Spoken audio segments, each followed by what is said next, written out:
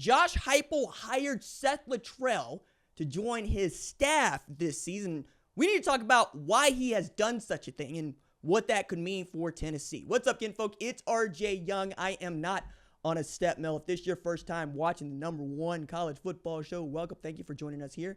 We talk college football year round, and I'm interested in the weeds of college football more so than I think many other national analysts, many national shows. I like getting into the weeds. I like taking a look at who your offensive analysts are and where they come from. I'm the guy that is looking around going, ooh, Steve Sarkisian hired another former head coach to join his staff like Neil Brown.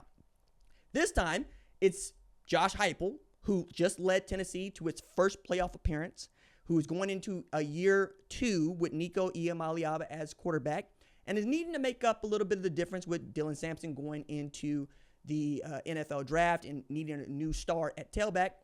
Goes to hire former Oklahoma offensive coordinator Seth Littrell to his staff.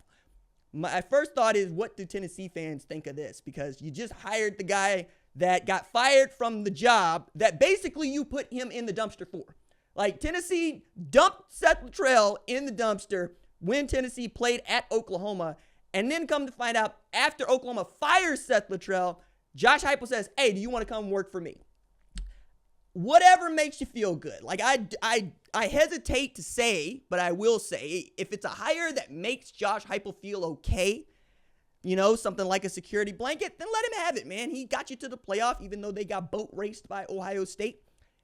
Tennessee was a good football team last year. Should they have lost to Arkansas? Probably not. Probably not. Couple of other games in there they probably should have won. But knowing that Seth Littrell was a fullback at Oklahoma, 1997 to 2000, part of that national championship team, and Josh Heupel was quarterback of that team, you can understand those guys have known each other for more than 2 decades, and they're very good football coaches. I think the thing that many of the pro-Tennessee fans for this are going to remember is that he was 44 as a head coach, was pretty damn good at North Texas. I thought Mason Fine might have been one of the best, shall we say, Mason Fine was the gem of a high school recruiting class that was overlooked. Like, coming out of Locust Grove, that dude could absolutely spin it. And he ends up going down to North Texas and turning in some numbers that are just ridiculous. And I really loved him. And Seth Littrell, being from Oklahoma, probably takes a shot on that kind of a player because he knows what Okies are made of. That said, that ain't got nothing to do with Tennessee. You know what I mean? Tennessee and Smokey, they be on something different. Smokey trying to get over getting absolutely beat to hell by a damn bush in Columbus. That's what they trying to do. I don't know that Seth Littrell makes your offense that much better, except to say the offense that they were running last year with Jackson Arnold at quarterback would fit the skill set of Nico Iamaleava. You get a lot more RPO going. You are taking advantage of your interior routes, right? Your slot guys that have some speed, and you're trying to get the ball out as quickly as you can or give your quarterback a two-way go, right? He's either going to get from 1 to 2, and 3's him. He can go. Nico can do those things. Nico needs to take the leap, though. You also got a lot of money tied up in that dude. You have a lot of expertise tied up in him as well, because you don't really have anybody behind him that can really go play for you if he doesn't get it done. I don't know what else Seth Littrell could add to you except perhaps a new set of eyes, which is always going to be good for a football program, a fresh set of eyes to what it is you have, and perhaps looking down the roster or even just scanning spring practice and going, what about this guy? Do we think we have a space for him? Where can he help us? Or even looking at that defense and going, these guys gave me hell. Why don't we play these guys more? I am interested. Do you think that Seth Littrell being hired to Tennessee is going to make them a better football team? I don't think it's going to hurt them, but I'm not so sure it's going to make them better.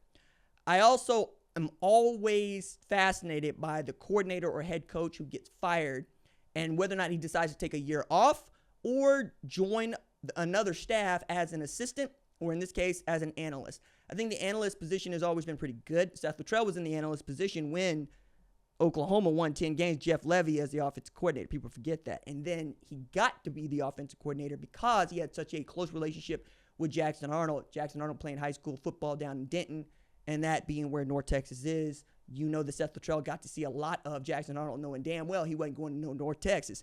But now both of those guys remain in the SEC, and that's kind of that's interesting to me. I thought both of these guys would be out.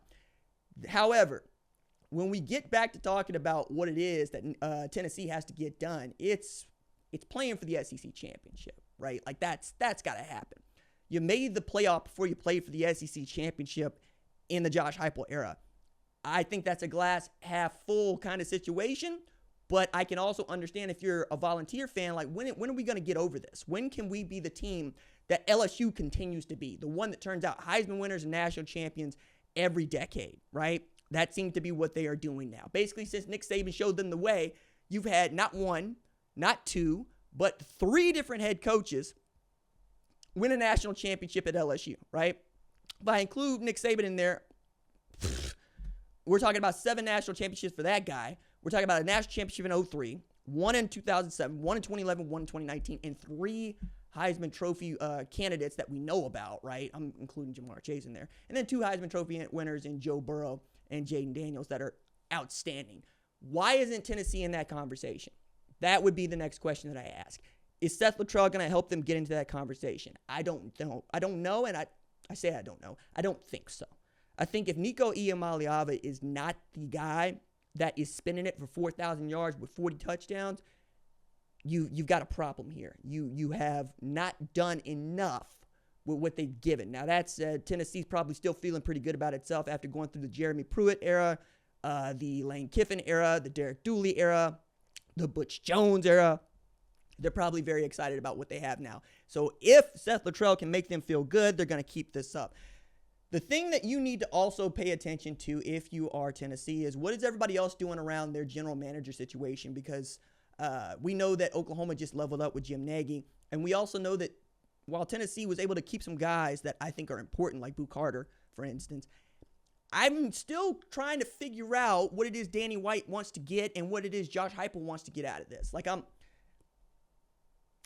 at a loss there, because you are handing a surcharge to ticket prices, right, to pay for name, image, and likeness, cool.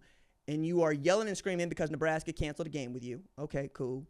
But what else are you doing to make your program into one that is attractive for players and coaches? Because hiring guys like Seth Littrell is one thing.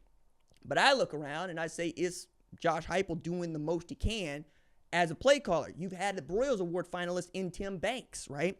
You had great edge. You had great defensive line. You didn't have to be that good in the middle of the defense last year.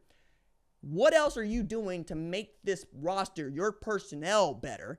And how much better is it going to get? Because right now, Tennessee feels like Florida's Dan Mullen's Florida. Like, you're going to play for New Year's Six bowls, and they're going to make the playoff. But are they going to win?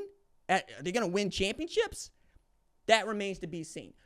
You need to start winning championships through Josh Heupel. I'm saying this as a guy that absolutely loves Josh Heupel and is really rooting for him whenever they don't play Oklahoma. I am.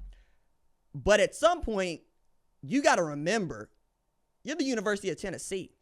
And it has been far too long for University of Tennessee to go without winning an SEC championship, a national championship, a Heisman winner, or all 3 in the same season. Put another way, while Oklahoma has not played for a national championship in the playoff era, it did in the BCS era, and it has had Heisman Trophy winners, plural, in the same amount of time that Josh Heupel has been a head coach.